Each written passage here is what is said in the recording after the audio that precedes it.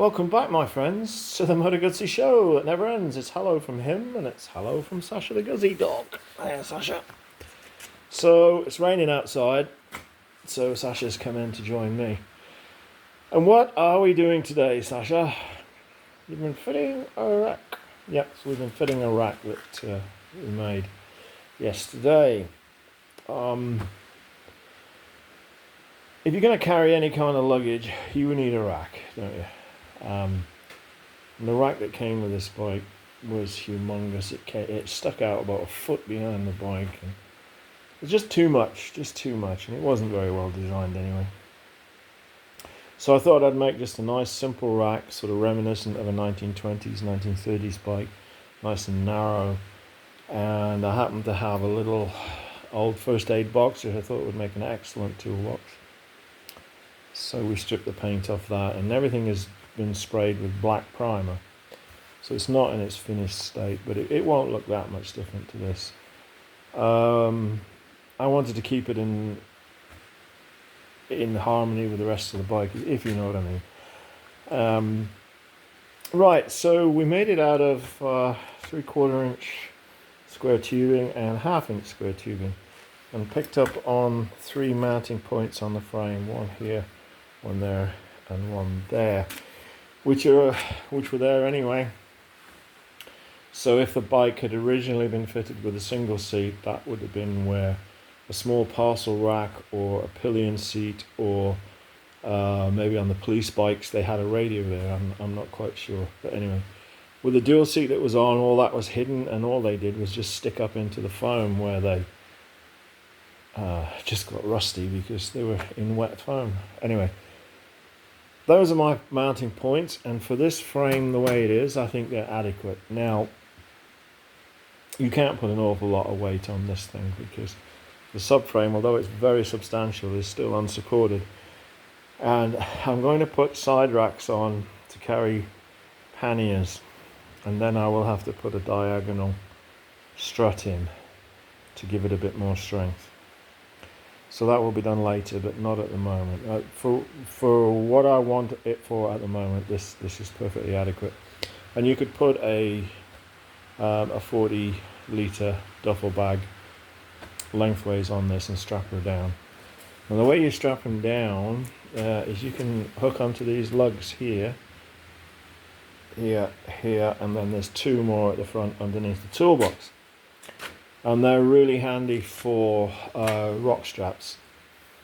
So you've got the cloth loop on the rock strap, can go around there, and then you can strap your load down very securely and quickly.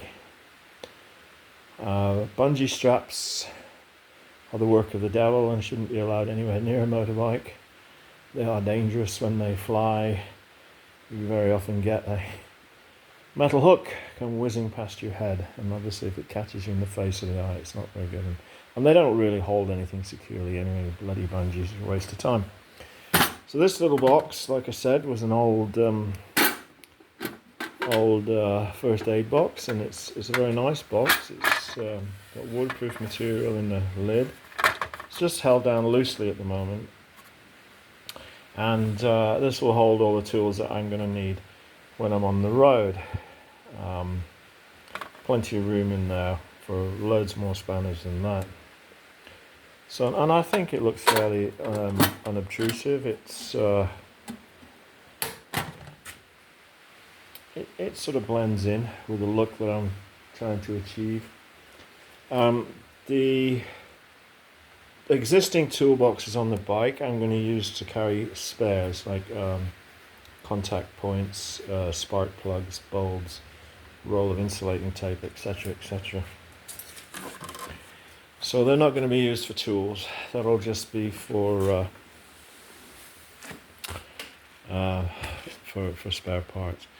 Another reason for having a narrow rack was I'll still be able to use the grab handles without catching my fingers or anything. So we've still got that. We can still use the grab handles, and I think the grab handles are a nice feature because it's quite a difficult bike to get on its center stand until you get used to how it works. but you do need these. You need to be able to grab it and lift it and pull it backwards. So there we go. That is our little rack that we've made. Fairly simple, nice and light. Though it's made out of steel, it's pretty light. It's light wall material. Plenty strong enough to do the job. You know, it's not really, I've only put the bolts in loose for now just to show you, but it's plenty strong enough. This subframe itself is pretty humongous. But like I said, it will be braced diagonally fairly soon. So there we go, a little bit of an update. Rainy afternoon here in Canada.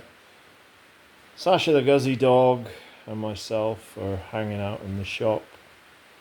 So until next time, take care of yourselves, look after one another, rubber side down, Guzzi side up, keep it shiny, enjoy your summer riding. Bye bye.